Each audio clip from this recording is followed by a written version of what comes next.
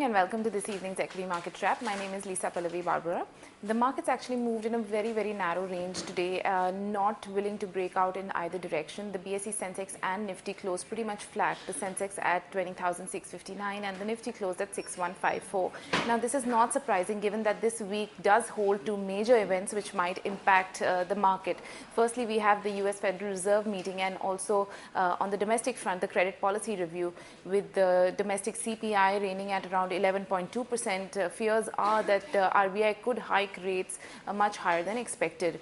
Looking at broader market indices, it's the defensives which gained ground today. The BSE IT index was up around 1.5% and the healthcare index was up around 0.8%.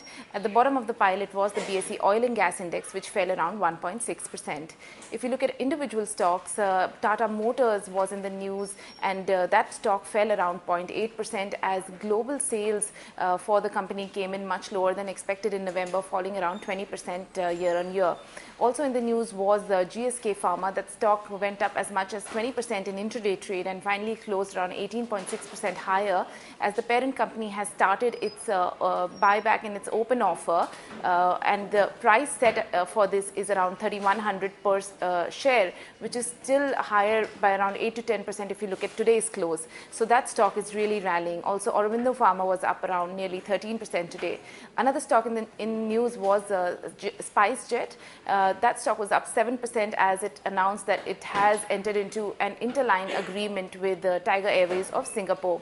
Coming back to the Sensex names, at the top of the pile was Sesa Sterlite continuing its gaining trend up around 4% today.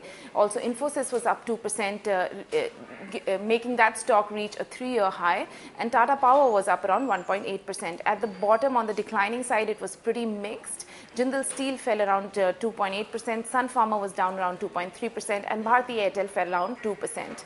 So this week is going to be a wait and watch and see how the markets react to all the events that are lined up. That's all from me. Do log on to livemint.com for more details. Thank you.